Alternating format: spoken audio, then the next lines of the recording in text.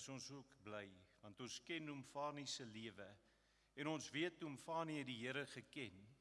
En as iemand die Here ken, hoe wonderlik is dit nie dan nie, dat ons nie vandag moedeloos hier staan nie, maar dat ons 'n hoop het, want ons weet waar hy is. Kom ons sluit ons oë. Hemelse Vader, ons kom vandag toe na U met dankbare, maar ook swaar harte. Dankie vir die voorreg wat ons het om hier saam te kan wees, om vandag die lewe van Omfani te kom onthou, en om ook so stil te kom word voor U. Here, dankie vir wie hy was, vir sy geloof, sy omgee vir mense, en die manier waarop hy U gedien het. Here, ons wil vanmiddag vra dat hier waar ons so by mekaar is, dat U elkeen 'n hart sal gee wat werklik ontvanklik is om te hoor wat U vir elkeen van ons wil sê. Here, ek wil ook vra dat U elke hart sal troos wat vandag seer is, dat U vrede sal gee daar waar vrae is, en dat U hoop sal gee daar waar hartseer is. En ons vra, Here, dat U al die verrigtinge vanmiddag hier sal seën, en ons dank U dat ons vanmiddag die voorreg het om so van Omfani te kom afskeid neem. En ek bid dit in Jesus naam. Amen. Ek gaan vir die neefies vra om vir as almal net so kan bly sit, het hulle gevra, en dan gaan ek vir die neefies vra om net daar na daai deur toe te beweeg, en dan gaan hulle vir ons die kus inbring.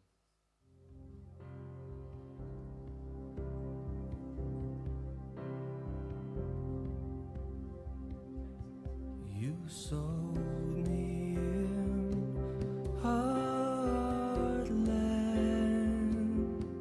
and dared me not to grow.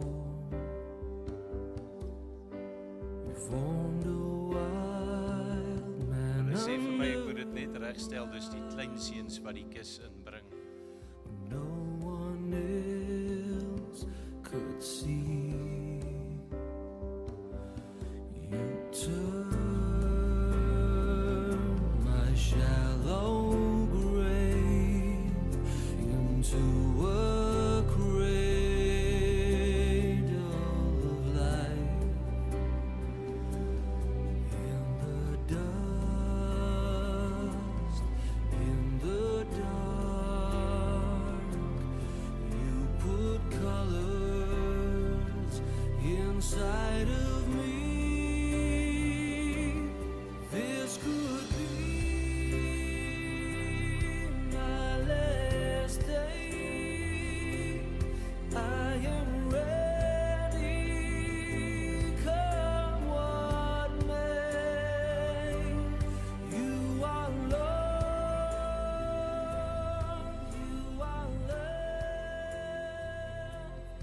you have given me. En ek gaan dan vir Henry Potgieter vra om vir ons vorentoe kom. Henry gaan die huldeblyk namens die familie doen.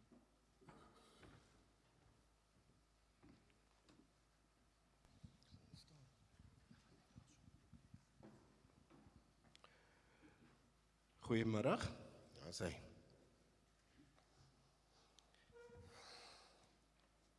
Dis 'n moeilike een, hè?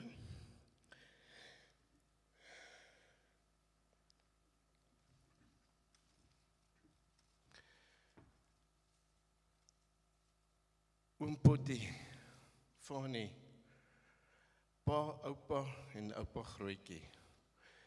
Wat 'n besonderse dag om vandag hier te kan wees. Ek wil net eers begin om te sê aan Lazar se mense wat hierdie plek opgemaak het, en toe ek hier instap en ek sien dit wat vir iemand die wêreld beteken het, is uitgestal hierso. Ek het gehoor die rooi grond kom van die Spitskop af, waar hy nou hierdie jaar 52 jaar geleef en geboer het. En elke jaar daai oes, 52 van hulle. Ek dink dit is 'n wonderlike geleentheid wat julle vir hom hier opgedis het. Ek wil amper vir julle sê, ek is jaloers, ek hoop eendag gebeur dit met my ook so, hoor.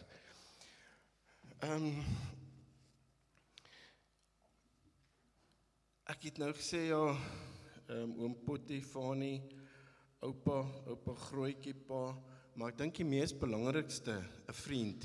As ek vandag sien hoeveel mense het hier opgedaag, en ergens het hy met een van ons te doen gehad. En moet ek sê, as ek die toespraak moet begin om te dink hoe hy met mense beginne praat het, of dit die persoon langs die pad was, of by die huis was, en wat vir my altyd die ergste was, is op 'n boeredag of op hierdie glansryke dag, dan sal hy by 'n persoon instap en sê, jy's dom. Ek weet jou, jy's dom. En dan kom maar so koue oor my. Ek dink nie hy weet met wie praat hy nie. Dit is miskien die ou van Standard Bank of die ou van Absa, waarever dit was. Ek weet jou, jy's dom, jy kan nie tel nie. Hoeveel is 2 ene langs mekaar? En dan antwoord vandag. Moenie dink nie, antwoord vandag. Hoeveel is 2 ene langs mekaar? 2 2's en 3 3's. En dan het jy dit verkeerd gehad. En dan het hy 'n conversation met jou gehad.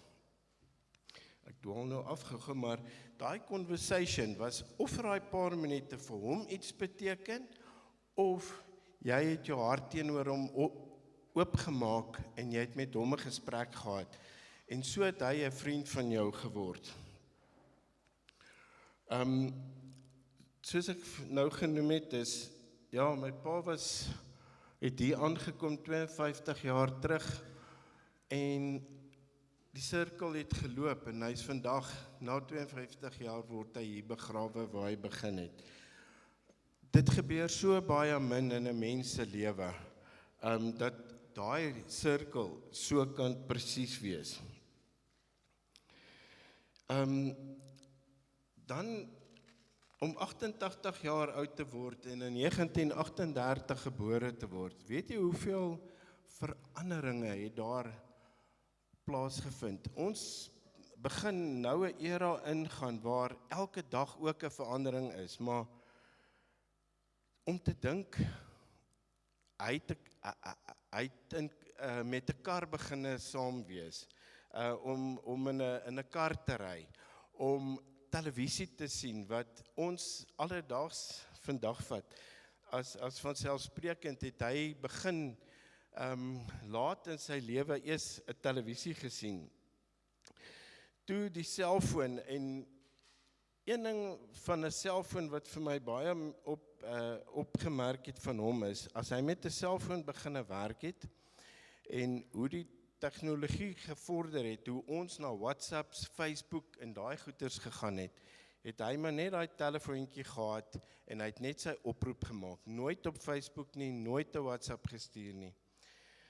En ek moet dit sê, want dit was ietsie van hom wat my nogal altyd bygeval het. Daai tyd wanneer ek op 'n WhatsApp of op 'n Facebook is of so, dan sou hy 'n Bybel gevat het, en dan sou hy vir jou 'n versie gelees het, en hy sou daai versie gememoriseer het, want ergens in die toekoms gaan hy hom gebruik om vir jou 'n les te leer met dit. Soos ek hier genoem het, pa was 'n mens. As ek hom bel van Ermelo af en ek vra van wat maak hy, dan het hy altyd besig gewees. Of hy pas die tog op, en ek weet nie wat hy dit altyd behels nie, maar dan is hy besig, hy kan nie nou die oproep vat nie, hy is besig om die tog op te pas. Of hy ry, dan sê hy vir my, hy is daar by daai winkel hier onder in die pad van julle, hier langs die teerpad. Dan dink ek, pa, wat maak jy daar? Ek wil hom nie vra nie, want ek is bang, die antwoord is, maar wat maak dit saak? Ek kuier by iemand daarso.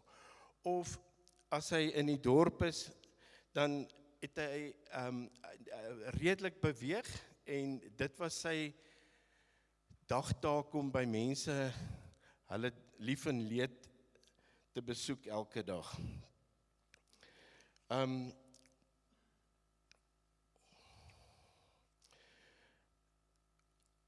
Hy kon, soos ek nou genoem het, by mense langs die pad optel. Hy kan by mense langs die pad kuier. En dan die volgende dag, dan hoor ek, hy's by 'n boeredag. Of die ander ene was, dan bel hy my, dan sê hy vir my, ja, ons moet na Klap 1000 toe gaan, by Ellis Park. Maar ek moet 'n baadjie en 'n das aantrek, want dit is deftige mense. Ons moet nou gaan rugby kyk op Ellis Park.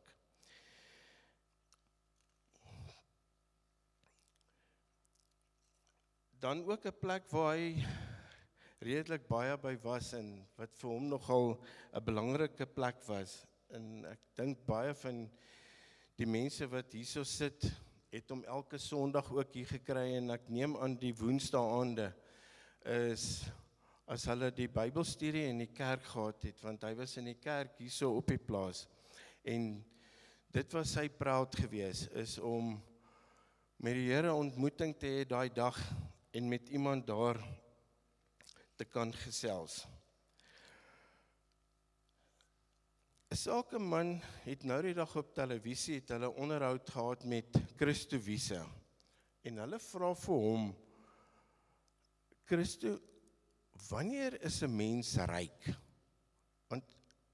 En hy het dit daar gesê, hy's 'n welafman. Toe sê hy, as jy weet hoeveel geld jy in die bank het, dan is jy nie ryk nie. Die persoon is ryk as hy nie weet hoeveel geld het hy nie. En toe raak ek nuuskierig en ek wil graag weet hoe ryk is my pa. En ek vra vir hom toe, pa, hoe ryk is jy? Hy sê vir my baie. Ek sê vir hom, hoe so? Wil jy vir my miskien jou banksaldo wys? Ek hoop daar 6 syfers in. Toe sê hy vir my, weet jy, ek het 4 seuns. Ek het 2 dogters. 20 agterkleinkinders wat aangetroud is ook. En 14 agterkleinkinders. En dit was sy belegging gewees. Party mense het 'n pensioenfonds en daar trek hy sy geld uit, koop sy kos, hou sy lewensstandaard aan die gang. Maar nie hy nie. Hy klim die oggend in sy bakkie en dan ry hy van huis tot huis. Hier's 'n huis hier bo, hier's 'n huis hier onder, hier's 'n Lazar opstal, daar's 'n Willem se plek. En so ry hy in die oggend en dan gaan werk hy die spyskaart uit. Wat maak hulle? En dan besluit hy waar eet hy vir die dag. Willemien sê vir my, hy ry en dan blaas hy hoeter. As jy uitkom, dan sien hy, o, wag, hier is mense, en dan hoor hy by jou, wat is die spyskaart? Ekskuus, net so. Mond word droog.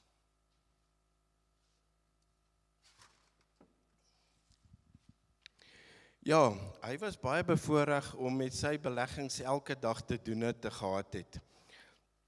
En so gepraat van die rugby wat ons by Klap 1000 was. Toe hy, soos ons almal weet, was hy 'n Lion gewees. En dis hoekom ek maar gesê het, Lions is die beste, Lions is die span. En skree ek maar ook vir die Lions, want ek het my swaars so jammer gekry, as jy 'n Bloubil was, en jy het saam met hom rugby gekyk, daai Saterdagmiddag.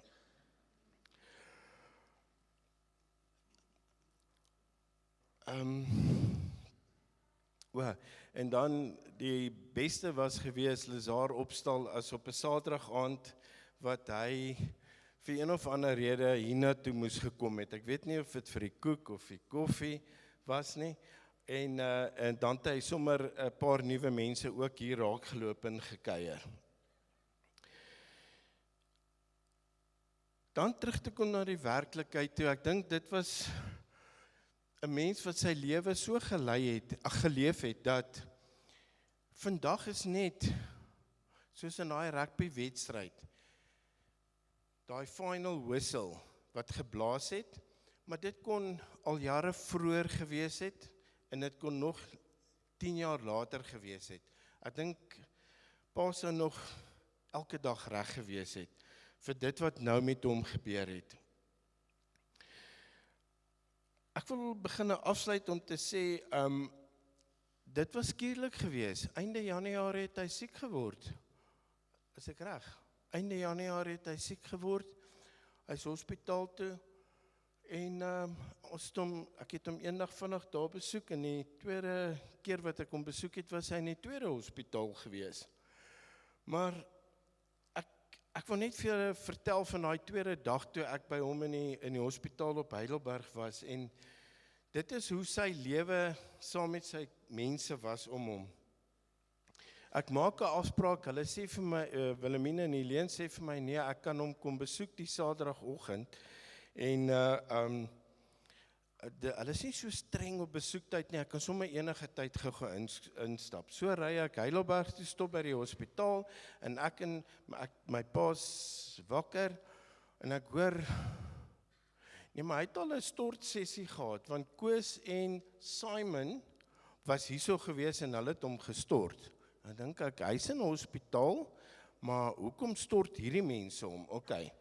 Daar is toe verpleegsters daar om hom, en al wat hy my vra is, wanneer kom, bel Helene, bel Wilhelmine, sê vir hulle moet kom. Ek sê, alright, hulle gaan nou hierso wees, want ek weet hulle is op pad. Nee, hy is ook geldpille. Ek moet vir hulle bel en sê, hy moet geldpille saambring. Ek sê, nee, ek sal nou met hulle praat. Volgende oomblik, hier daag hulle op. Hospitaal gaan van stilte, ek en hy het 'n stil gesprek, en ek hoor hoe gaan dit met sy gesondheid, word hy versorg, nee, alles gaan goed. Volgende oomblik daag die susterteam op daarso. Moeder is om te sê, ek is nog besig met hom te praat, maar toe gaan hy oor in 'n ander mode van hier's 'n missie. Kos moet warm gemaak word, hy soek tee. Waar is sy geldpille? Ek sê vir Wilhelmine en Helene, ouens, julle kan nie geldpille gee nie, die man is op medikasie, julle moet versigtig wees. Nie 'n probleem nie. Onder die sak pluk uit Chinatown Mr. Lee. Hy gaan oor hande reguit, Wilhelmine voer en Helene spuit. Eers die hande, dan moet die broek opgetrek vir die knie, waarpa nog geld, voete en elmboog. Die volgende oomblik toe stap die nurse daarin en hy vra ons asseblief, hy wil ons net een kant sien.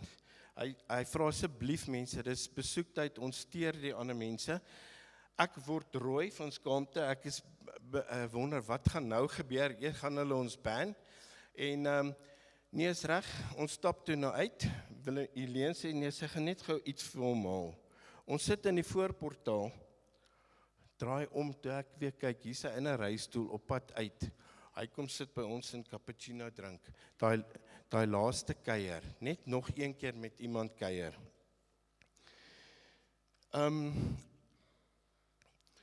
Ja, en toe hy nou in die hospitaal was, dink ek, hy het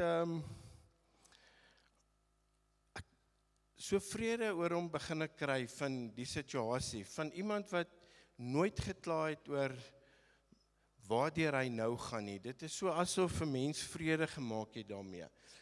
En dit is vir my vandag ook weer so, dat ons almal hier kan wees met so vrede oor ons, dat my pa geleef het vir 88 jaar.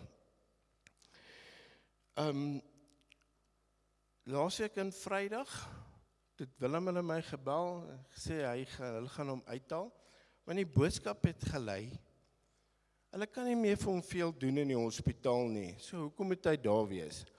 Hulle gaan hom uithaal, huis toe vat. Ek het besef, hier kom ook moeilikheid, want wie gaan hom versorg? Wie gaan kyk daarna? Maar dis asof hulle 'n missie gehad het, en geweet het, dis die regte ding. Ek wil dit graag noem, want dit was die laaste tyd gewees van sy lewe. En hy het daai Vrydag aand huis toe gekom, baie dinge het gebeur, maar hy het in sy dubbelbed gaan slaap, wat hy die hele tyd gevra het. Hy wil net op die groot bed gaan slaap. Susterteam het 'n Isabel aangestel, om hom te versorg. Sy het opgedaag.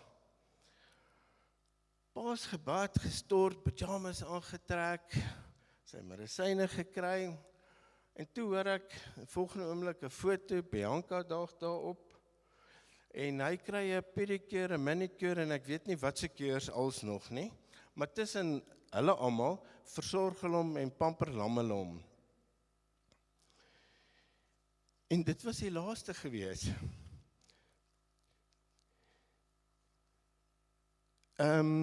Saterdag aand, toe het hy begin,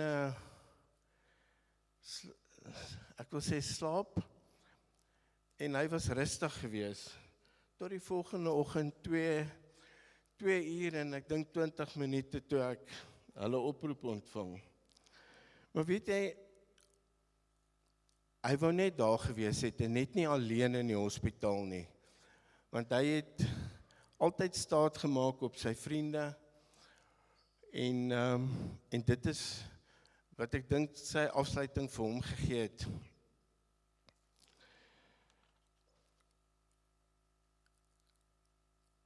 Ek wil sê nogmaals baie dankie vir almal wat vandag gekom het.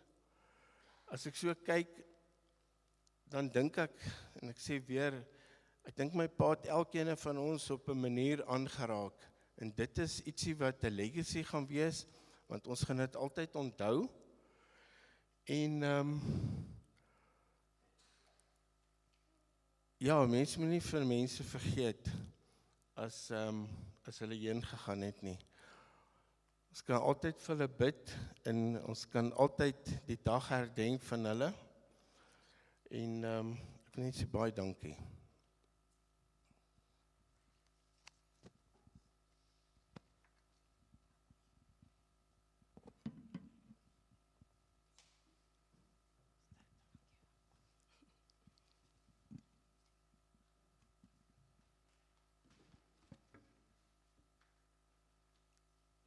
Middag julle. Dit is vir my 'n groot voorreg om namens al die kleinkinders vandag te praat. Oupie, vandag is nie totsiens nie. Dis net tot ons mekaar weer sien. Ek sit oupa vandag in my hemelmense folder, saam met ouma op my foon. Met 'n traan in my hart voel ek dankbaar, om te weet julle twee is weer by mekaar. Oupa was die man wat nooit in die dorp sou ry, voor hy nie gevra het, Willa, wat kort jy in die dorp? Dis die man wat hy was. Sy familie was sy trots en sy status. Hoe groter die familie geword het, hoe groter het sy hart gegroei. Altyd plek vir nog een. Oupa se boerdery was vir hom nie 'n werk nie. Dit was sy passie. Boer het deur sy are gevloei. As oupa deur die lande kon ry, of langs Stefan in die stroper kon sit, was hy op sy gelukkigste. Ons sal nooit weer na 'n groen mielie kan kyk sonder om aan oupa te dink nie. Die grappies, die uitvangvragies sal ons altyd bly onthou. Die rooi slaaptyd storieboek wat hy gelees het, rammiekap om die tafel, biltong in die kas, dit is wat ons altyd sal onthou. Vandag wil ons kom sê dankie. Dankie vir die voorbeeld wat oupa vir ons was. Om 'n hart vir mense te hê, het ons by oupa geleer. Oupa het baie wyse woorde gehad en het dit altyd al sy kennis met mense gedeel. Elkeen van ons het 'n hart vol mooi herinneringe aan oomblikke saam met oupa. Here, dankie dat ek weet oupa nou by U is en dat ons almal eendag saam kan wees. Met baie liefde van oupa se 14 kleinkinders. Dan het Meninke 'n liedjie geskryf vir oupa, so ons gaan hom gou speel.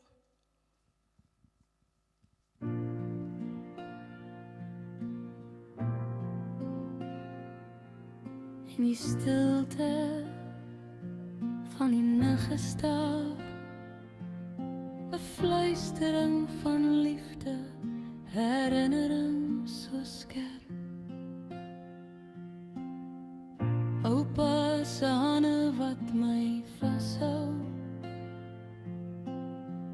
oupa se oë wat my sien,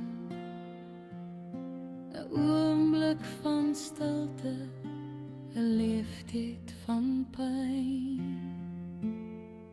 Ek mis oupa so, die leemte in my hart is 'n wond wat nie wil heel. Oupa se afwesigheid is 'n gewig wat my neerdruk. Ek wil oupa terug hê in my lewe. Oupa se glimlach en oupa se grappies. Ek probeer om by oupa te bly, maar oupa glim vy. 'n Skadu weer in die nag, 'n fluistering in die wind.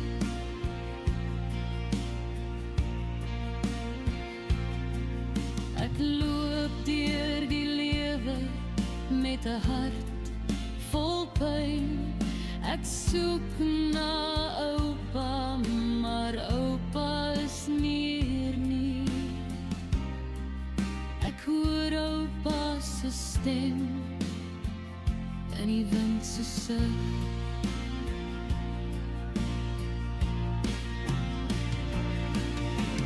Ek sal oupa lief hê tot in die hemel, waar die liefde nooit sterf en die pyn verdwyn.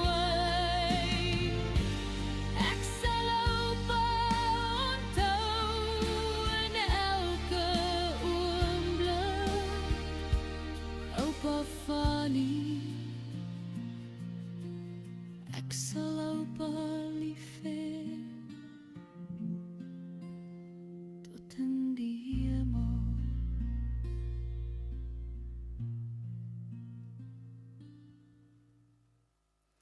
Oupa se gunsteling gebed was die Onse Vader en Jalen gaan hom nou vir ons opsê. Sluit asseblief die oë. Onse Vader wat in die hemel is, laat U naam geheilig word, laat U wil geskied, soos in die hemel, so ook op die aarde. Gee ons daaglikse brood vandag en vergewe ons skulde, soos ons ons skuldenaars vergewe het. Gee ons daaglikse brood vandag en vergewe ons skulde, soos ons ons skuldenaars vergewe het. Lei ons nie in versoeking nie, maar verlos ons van ons bose, want aan U behoort die koninkryk en die krag en die heerlikheid tot in ewigheid. Amen. Oom Flip.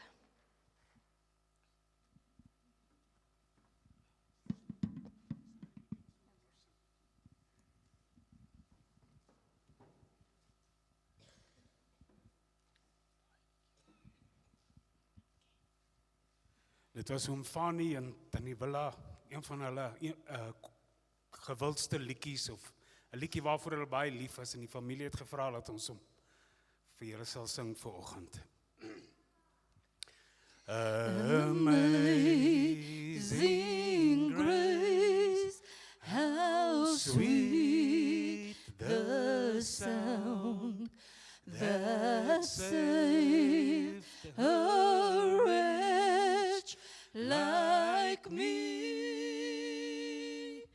I once was lost, but now I'm found. Was blind, but now I see. 'Twas grace that taught my heart to fear, and grace my fears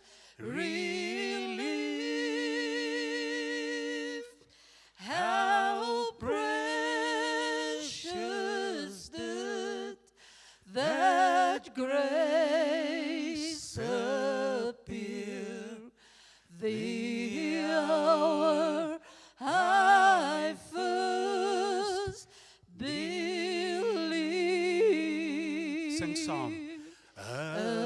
Amazing grace, how sweet the sound that saved a wretch like me.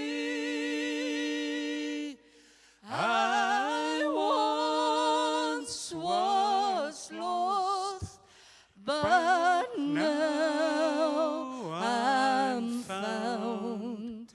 Was blind, but now I see.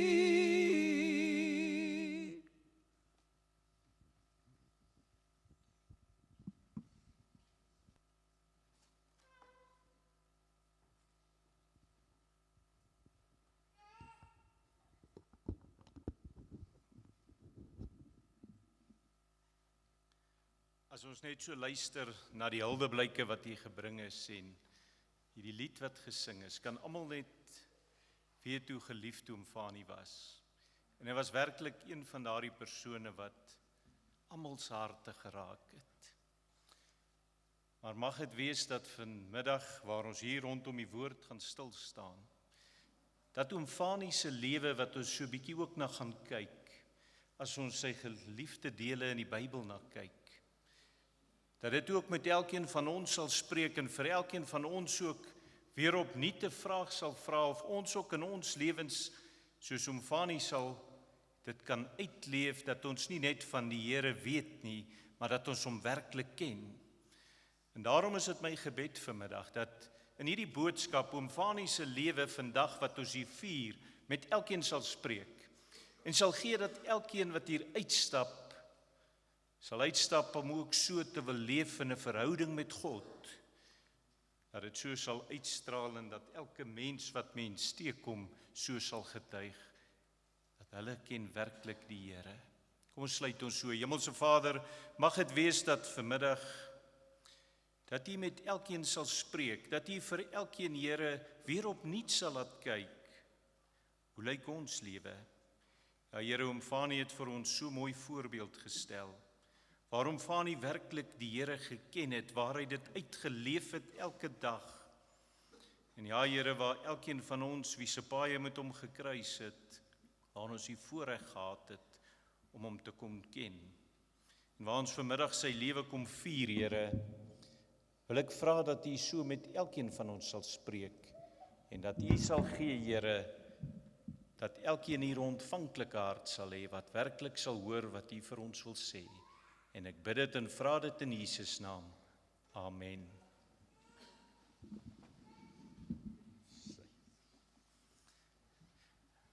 Hy het Sondag was hy by die kerk, het hy sy strikdas en pak aangetree en toe het hulle vir my gesê, ek moet weet my tyd raak min. Hy gaan binnekort oorneem en lyk my hy is vanmiddag al gereed gewees hierso.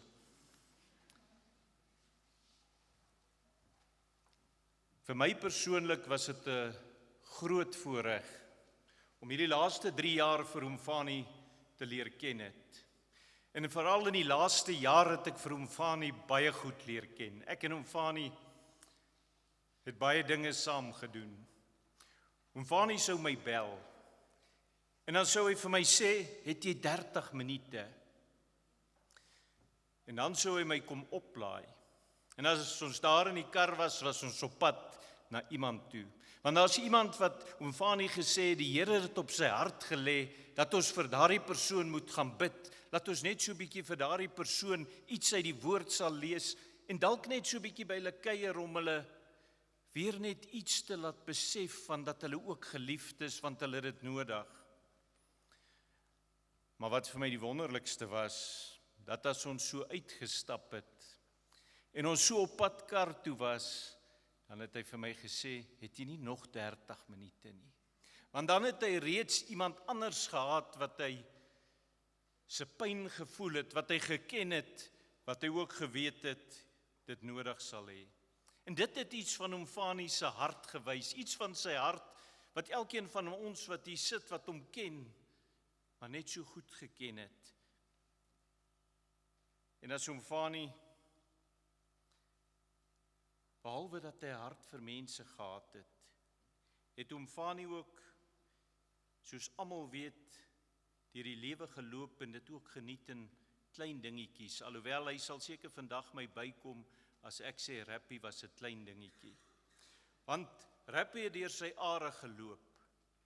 Hy was 'n trotse leeuondersteuner. In sy jong dae het hy kranige Rappie man wat self gespeel het en later 'n leeu en 'n bil, nie 'n leeu en 'n springbok ondersteuner, en soos Henry mooi gesê het hy sy skoonseuns wat die bulle ondersteun. Kyk, die beste dag vir oom Fanie was as ons Sondagoggend by die kerk kom en hy my naderroep en sê, het jy gehoor van daai groot ongeluk wat gister daar in Pretoria gebeur het? En as ek gevra het, wat 'n ongeluk oom Fanie, het hy gesê, daar het so 'n klein four-wheeler gekom, want die Griekwas het teen die bulle gespeel. En hy sê, hierdie four-wheeler kom en hy ry 'n 30 ton trok plat. Dan sê ek oom Fanie, en dan sê hy, ja, dit het daar op Loftus gebeur. En dit was vir hom die wonderlikste, as hy elke keer dit so. En dit was hoe hy geleef het. Hy het in daardie oomblikke geleef, om so saam Rappie te kyk, saam met julle oor Rappie te praat, dit saam net te beleef. Maar dan, almal wat oom Fanie geken het geweet hoe belangrik oom Fanie se familie vir hom was. As ons so gery het, kon oom Fanie uitgepraat raak oor sy kinders, sy kleinkinders en sy agterkleinkinders nie. En ook van, ek weet nie waar sit Tannie Lena nie. O, hier sit Tannie Lena sommer hier voor. Ek het altyd gesê, hulle is 'n tweeling. Want die twee het altyd net so mooi van mekaar gepraat, 'n broer en 'n suster wat mekaar so lief het. En oom Fanie het elkeen van sy familie het hy so lief gehad. En ek onthou verlede jaar in Augustus toe ons hierso 'n kinderdiens by die kerk gehad. En toe ons so uitstap by die kerk het oom Fanie my so aan die skouer gevat en hy het vir my gesê, met hierdie trots in sy stem, weet jy, het jy gesien, van hierdie 14 kinders wat vanmôre hier opgetree het, is 12 my kleinkinders of agterkleinkinders. Want sien, hy het dit nie gesê om te spog nie. Hy het dit gesê omdat hy dit uit dankbaarheid geweet het, dat dit absoluut net genade is, waar hy altyd gesê het, iets waarop geen mens kan roem nie. En oom Fanie het so mooi sin vir humor gehad. En met die sin vir humor het terwyl hierso by die kinders Sondag na die diens het ons gou so 'n bietjie gesels en het Helene my vertel vir haar pa, waar sy eendag vir haar pa gevra het, pa, hoe het pa dit reg gekry om so mooi oud te word? En haar pa het gesê, die geheim staan in die Bybel. En hy sê vir haar, gaan lees daar in Prediker 5 vers 19 staan dit. En toe sy gaan om dit te lees, maar oom Fanie het per ongeluk vir haar Spreuke 5 vers 19 toegegee. En Helene sê, toe sy daardie gedeelte lees, toe begin sy bloos. Nou ek gaan nie vanmiddag vir almal vertel en verduidelik wat in daardie gedeelte staan nie, maar ek dink almal wat dit ken, daardie gedeelte in die Bybel, en as julle dalk later gaan kyk, sal sien hoekom sy gebloos het. En dit sê iets van oom Fanie. Hy het selfs wanneer hy ernstig oor die lewe en oor God gepraat het, was daar altyd hierdie warm glimlag en hierdie stukkie humor wat hy altyd gebring het. En toe ek daar was saam met die familie sit, het ek vir hulle gevra, was daar 'n vers in die Bybel of 'n gedeelte wat vir julle pa uitgestaan het? En hulle het vir my gesê, ja, Job 42 vers 10.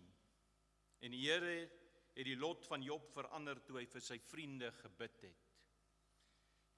Maar hierdie vers kan ons nie net so op sy eie vat nie. Hierdie vers moet ons in konteks lees.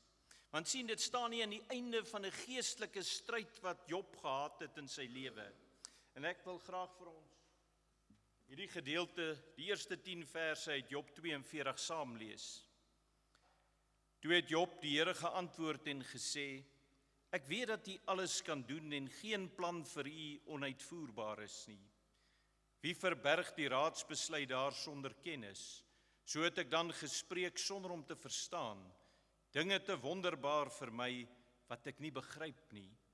Hoor tog, en ek sal spreek, ek sal U ondervra en onderrig U my. Volgens hoorsê het ek van U gehoor, maar nou het my oog U gesien. Daarom roep ek, en het ek berou in stof en as.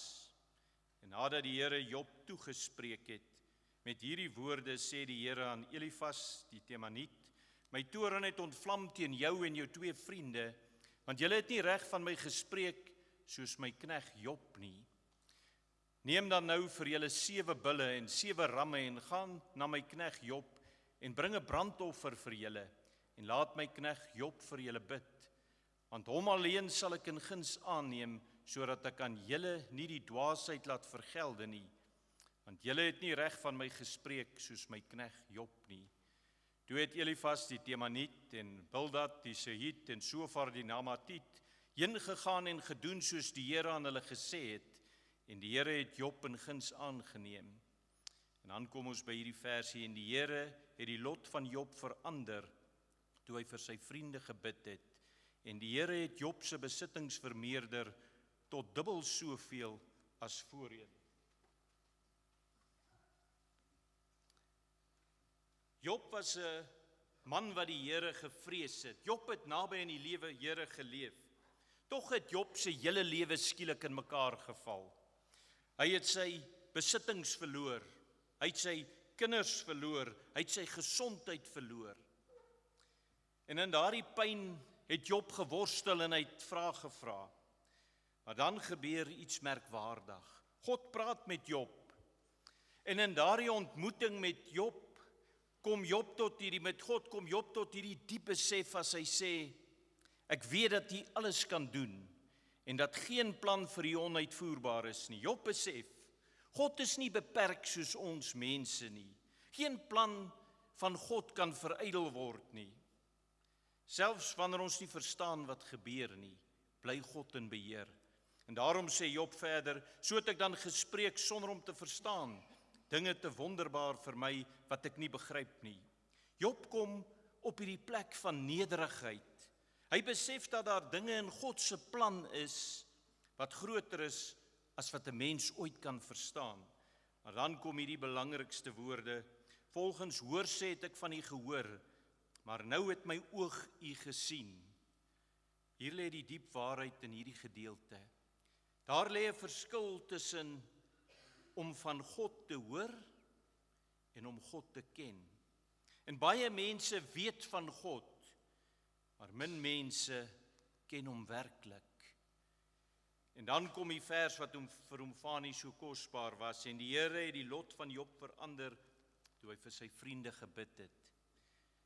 Nadat Job die Here op hierdie dieper manier daar ontmoet het, sien ons iets besonders in sy lewe. Die Here bring hom nie net tot rus en tot herstel nie. Nee, maar sy verhouding begin, hierdie verhouding wat hy so met God het, begin nou sigbaar uitvloei in sy lewe.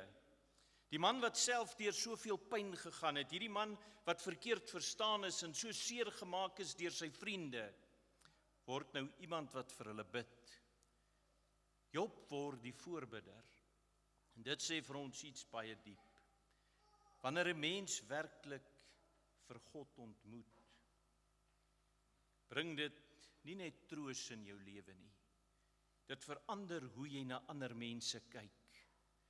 Dit bring 'n hart van genade. Dit bring 'n gewilligheid om ander mense te vergewe. En dit bring 'n begeerte om vir ander mense in te tree. En wanneer ek daardie vers lees, kan ek nie anders as aan hom Fani te dink nie. Want dit is presies hoe hy geleef het. Hy het mense besoek.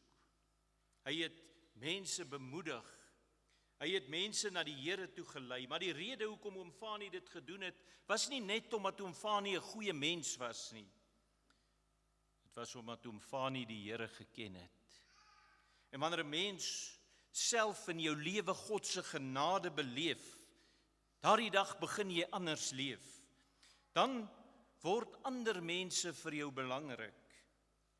Dan kan jy nie maar net bly om meer net vir jouself te lewe nie. Jy begin die swaar kry van ander mense raak sien. Jy sien wanneer iemand alleen is en jy sien waar daar gebed nodig is. En dit is presies wat ons by oom Fani gesien het. Hy het nie net oor die Here gepraat nie. Oom Fani het werklik met die Here geleef. En daarom het hy 'n hart vir mense gehad. Daarom het hy mense gaan besoek. Daarom het hy so vir mense gebid. En dieselfde het 'n mens gesien wanneer hy oor die plaas gepraat het. Hy was so lief vir die grond, as Fani ons hier deur die lande in Desember het hy my en Erika hier deur die lande gevat. Het hy uit die bakkie geklim, hier die rooi grond deur sy hande laat val, en as hy daai grond so gekyk het, kon jy daai liefde sien. Hy het gesê, gaan pluk vir my 'n blaartjie daar in 'n paar rye dieper die land in, en dan het hy daai blaartjie so gekyk en gesê, kyk hoe perfek het God hierdie blaar geskep. En hy het dit so lief gehad. En dan het hy altyd gesê, met die nuwe tegnologie wat daar is, met al hierdie nuwe wetenskap en alles, dink die mens dat hulle in beheer van alles is. Alles het hulle nou onder beheer. Maar dan het hy so bygevoeg, maar God bly op die einde steeds in beheer. Elke oes wat ek afhaal, kom uit God se hand. Almal wat vir Fani ken, wat hom goed geken het, sal hierdie boekie ken. Fani het oral met hierdie boekie het hy saam gery.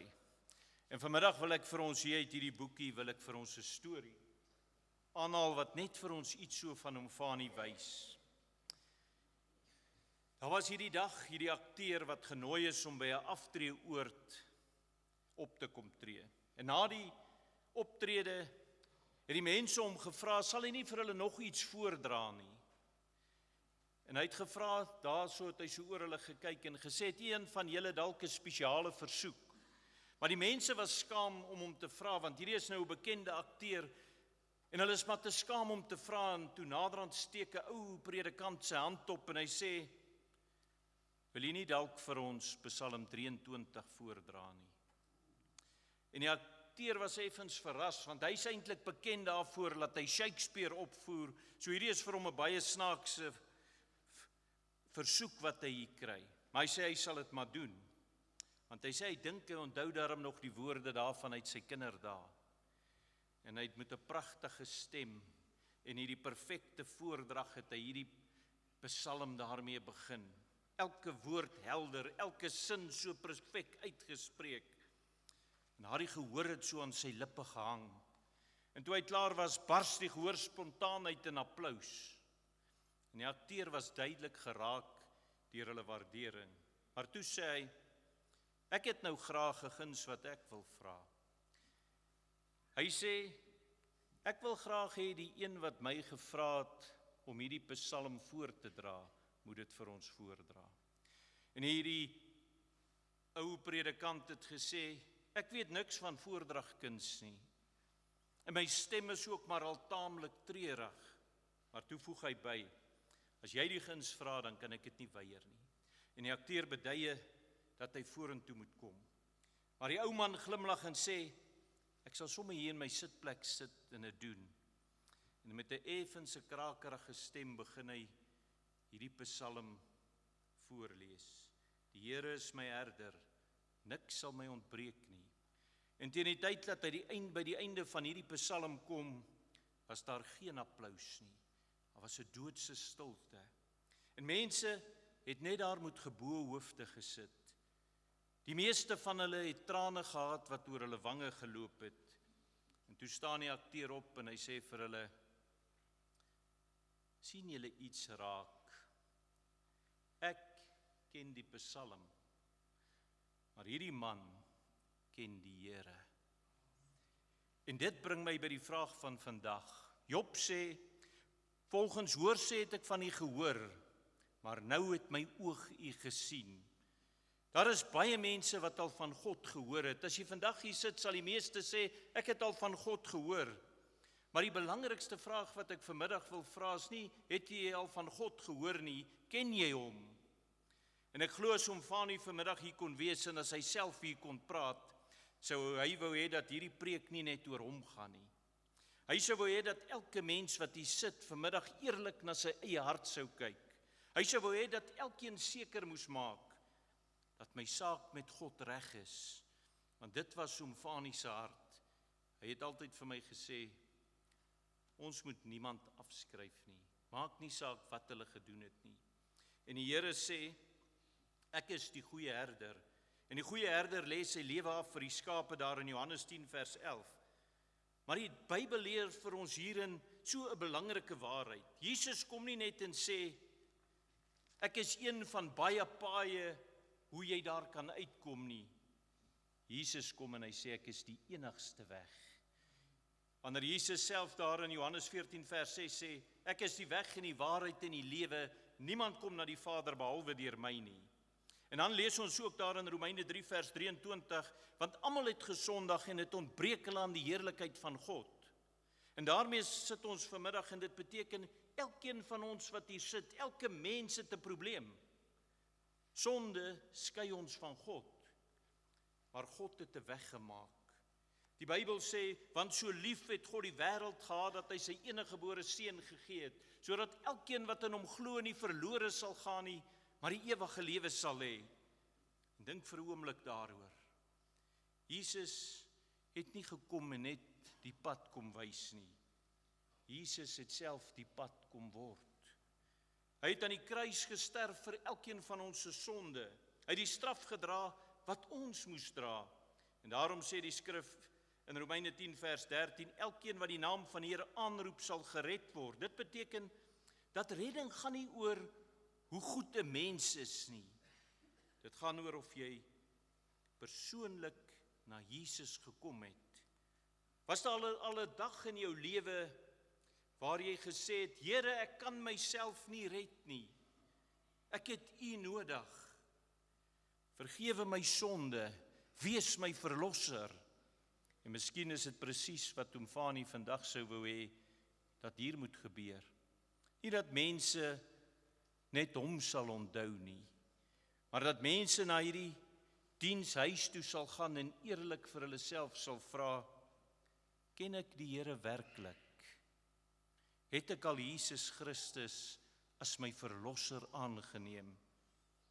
Vandag het ons so stil gestaan by 'n lewe wat vir ons kosbaar was.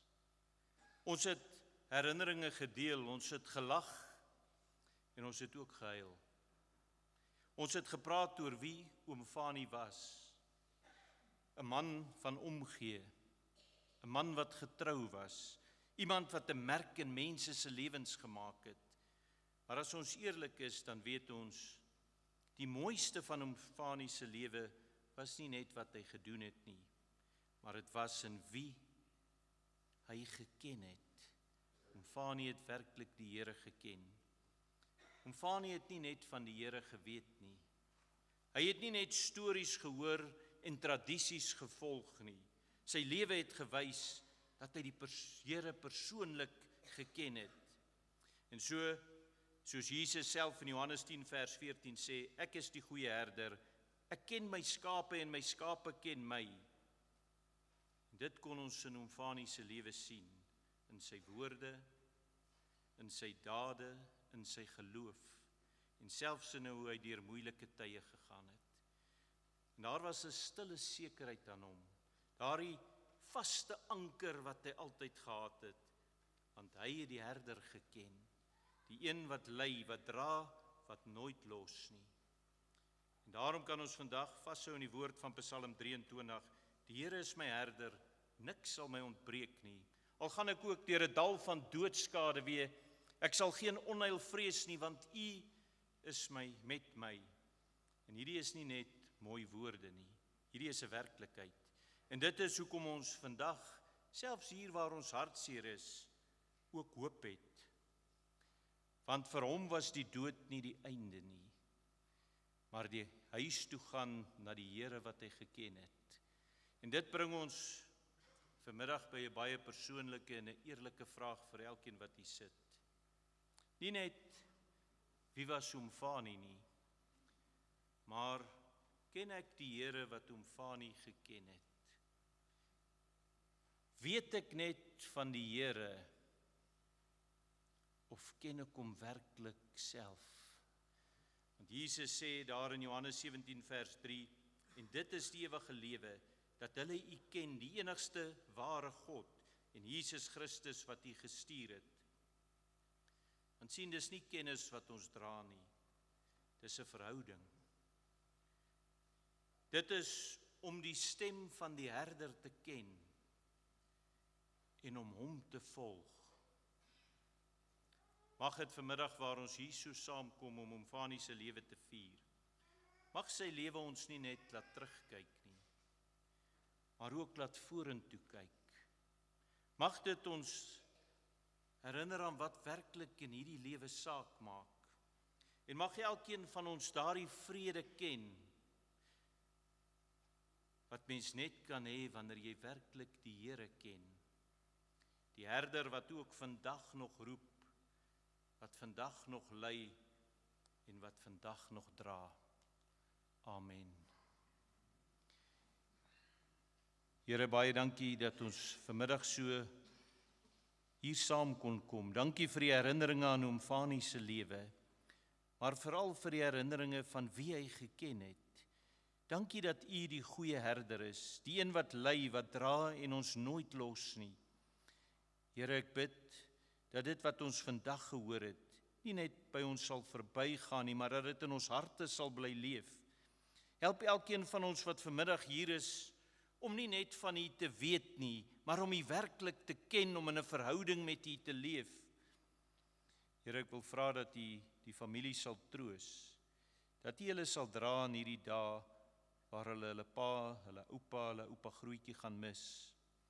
Gee U vir hulle vrede, daardie vrede wat alle verstand te bowe gaan. En dan vra ek, Here, dat U nou met elkeen van ons sal gaan. En Here, hou elkeen van ons na aan U. En ek bid dit en vra dit in Jesus naam. Amen.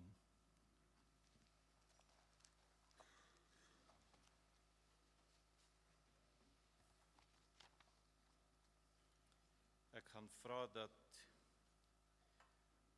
Fanie vir ons kom en dan Fanie vir ons die bedankings gaan doen. En as Fanie klaar die bedankings gedoen het, gaan ek vra dat die kleinkinders dan weer daar na die deur toe sal beweeg, dat hulle die kus daar sal uitdra en dan gaan ons almal onder toe beweeg daar na die graf toe. En by die graf gaan ek vra dat die kinders daar die draers by die graf sal wees. En ek vra dat almal het hulle net gevra hulle blaadjies moet saamneem onder toe, want ons gaan daar by die graf saam die oorwinningslied sing en die woorde van die oorwinningslied is hier binne in die blaadjie.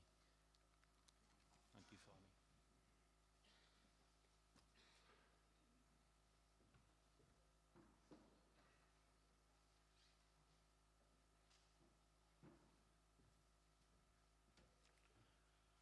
Goeiemôre, kan almal my hoor? Ons as kinders wil net vir almal dankie sê wat hier is vandag. En soos Hendrik gesê het, ek dink elkeen is hierso, waar hy iets in ons lewe vir ons gedoen het. Ons wil vir Tannie Marie dankie sê vir die begrafnisreëlings. En dan wil ek vir Abraham en Erika Briel baie dankie sê wat hulle vir ons pa gedoen het in die laaste, hy sê jaar wat hy baie nou saam met hom gewerk het. En baie dankie vir die boodskap, Abraham. Dit was so raakvat. Dit is so naby en daarom kan ons niks daarby voeg nie. Uniek, dankie vir dit wat jy aan mekaar gesit het hierso. Die idees wat daar gegooi was en toe hulle instap, toe het julle dit klaar gedoen vir Richard en Stefan wat dekor aangedra het. Ons het sy gereedskap en die store gaan by mekaar maak. Hierdie eisters, dis die eisters waarmee hy gebou het. Net 'n klein dingetjie. Hy het monumente gebou oral op die omgewing. Iemand nou nog gesê 2 store vir my gebou. Iemand anderste 2 store hier, 'n stoor daar. Hy het hulle elke Saterdag gaan verkoop. We as children, Simon, say thanks to you. You became number 1 later on. He was called number 1 for helping our dad with everything. Jumpstart and repair the bakkie when Obas had some accident. And all the small things my dad couldn't do, you helped him with. Thank you very much. Willemien en Dion, dankie vir die venue, vir die reëlings met die kos. Ons waardeer dit en al die ander goedjies wat niemand raak sien nie. Daar gebeur baie goed agter die gordyne. Ons wil dankie sê vir die manne wat die graf gegrou het. Dit was 'n missie. Hulle sê die ou baas was daar. Hy het vir hulle klippe gelos in die grond. As ons kan praat van die klippe. Sy lewe was klippe uithaal uit die lande uit, nuwe lande maak. Daar waar niemand wil plant nie, dit het hy lande gemaak. Bome uitgehaal.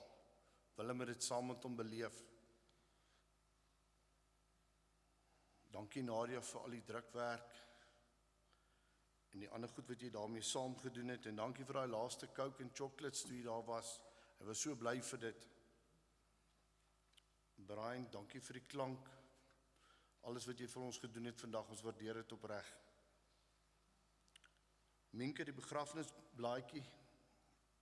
Is Minke. Dankie vir al daai moeite. Toe ons met foto's grou, toe sy daar begin help, maar dit was baie fantasties, en daai fotoshoot van die 50ste oes, waar daar baie foto's van is, wat ons die mooiste foto's het van oupa. Ons waardeer dit. Tannie Lena, sy suster. Dankie dat Tannie hom altyd aan toe hom gehou het. En altyd daar was vir hom. Oom Chris, ons sê dankie vir oom, altyd sy vriend, sy broer. Helene vertel, as daar iets gebeur, moes oom Chris gebel word. En hy moet antwoord en hy moet luister en alles ontvang. En dan was die groot opgewondenheid die dag as oom Chris bietjie kom kuier op die plaas. Dit was die groot afwagting. Ons waardeer oom Chris. En dan oom Kobus in sy afwesigheid, oom Nick. Hulle het altyd saam met oom Boerdery al praat. Oom Mario wat ook afwesig is vandag, sy buurman, planne gemaak. Geld was nooit uitgeruil nie, goed is uitgeruil. Geld was nie 'n faktor nie, en dan Marius en Elise vinnig reg staan. Tog moet kos kry. Ek wil goue geldjie trek. Moes hulle help. Hy moet iemand betaal of iemand kort geld. Dan Irina vir die laaste klomp kuiers daar by Tannie en die kos uitdeel. Ons waardeer dit baie, en die blomme by die graf. En die blomme by die graf. En dan die rondry, die spyskaart wat Hendrik van gepraat het. Dan ry na die Jordaans toe by Maan sien Tannie Joetjie en die jakkies. Kondensmelk koffie. Altyd reg gestaan, altyd vir hom kos. As hy daar indraai, dan gee hulle vir hom kos. Soos Hendrik kan nou by jou kom. Helene, woorde het ons nie, jou en jou gesin, die laaste tyd wat pa by julle gewoon het. Julle het soveel opofferings gedoen, jy en jou kinders. Dit was nie altyd maklik nie. En julle het hom gehelp en bygestaan. En dankie vir jou en Willemien vir die laaste tyd. Ek weet julle die laaste maand julle lewe opgeoffer vir hom. Alles gedoen wat hy moes doen. En dan het julle hom tot die einde toe versorg. Julle was daar. Henry, jy maak my bewoe. Want jy het ons pa vandag opgesond vir wie hy is. Jy het my uitgebal. Jy het alles wat ek kan droom vir mense te vertel, het jy vir ons in huldeblyk in hom gedoen. Jy is die ou wat altyd moet opstaan as die familie wil gepraat hê. Dan moet jy praat, want jy moet huildronke instel en moes ma se rede lewe. En ja, ek waardeer, ek sê baie dankie. Jy het dit, ek dink, ek het al gehoor en sê hulle mense, hulle praat by 'n begrafnis van nou, ons ken nie daai ou nie. Vandag sê almal, ons ken daai ou wat jy hier voorgedra het. En Willem, dankie vir jou moeite. Dit wat jy alles gedoen het vir pa. Altyd saam boer. Jy moet verstaan, hy wil goed sooi en julle moet dit verstaan, en die groot werk wat nog agter die gordyne gebeur, wat niemand van weet nie en almal die moeilike werk. Dankie. Al die skoonkinders wat hom altyd, kom ek stop net daar, ou Boet Koos. Ja, alles wat jy vir pa gedoen het en altyd daai laaste klomp hospitaalbesoeke. Ons ken die storie wat jy vertel het. Dus ja, dankie vir alles wat jy vir hom gedoen het.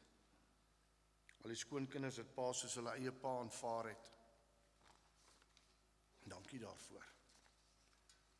En dan die boerderygemeenskap, vir alles wat hulle vir hom gedoen het. Baie mense het hom altyd gehelp. Hy het nie altyd geld gehad nie, maar hy het planne gehad. Altyd planne. En dan het hy die grappies gehad, wat almal moes aanluister. Soos Hendrik sê, ons het menigte male gesien, sneuwel voor daai grappies, groot manne, en dan die vasvraas. Maar ja, almal het dit geniet, almal het daarby geleer, soos Hendrik sê, die gesprek is begin, en die ys is gebreek. En dan, wat ek wou sê, hy was 'n groot, fenomenale boer, maar ek dink baie min mense, of baie mense weet daarvan, Eysters was sy liefde.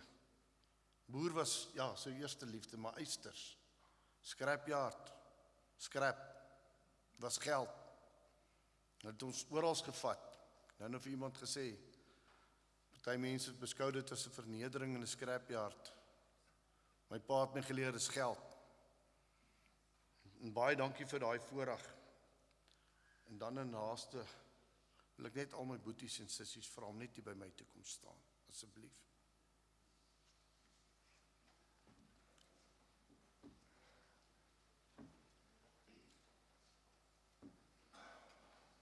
Kom staan hier by my.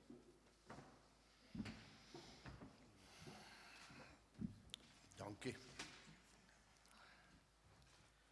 Ons wil net vir almal sê, baie dankie. Ons 6 kinders, vir julle wat ons vandag kom ondersteun het in hierdie moeilike dag.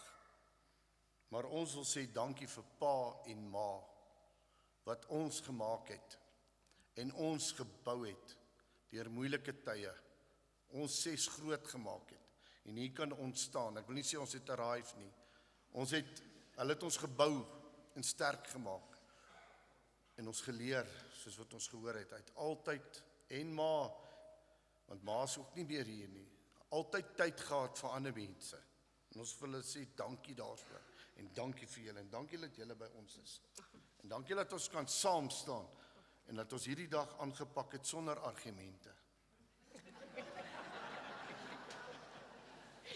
Ons het dit altyd geredeneer, nie? Baie dankie.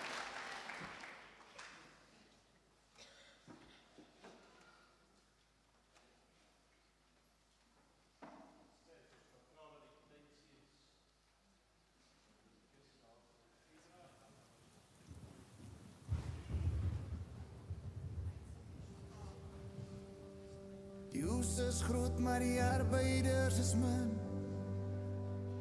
Het vat 'n sekere boer om het in te bring. En die enigste dobbelspel wat die Here goedkeur, is die boerdery. En soms weet jy nie hoekom jy doen wat jy doen nie. Dag na dag in die lande, meer opwaarts as afdrane, en die enigste dobbelspel wat die Here goedkeur, is die boerdery. Ja, ek bid vir vurige oeste en gesondheid. Ek wil dan ook net vir almal sê, Willemien sê, die wat nie wil saam afgaan na die graf toe nie, kan so lank na die middelste saal neem, Willemien. Kan daarna toe gaan, daar is koffie en verversings, en dan die ander van ons beweeg almal af daar na die graf toe, dankie.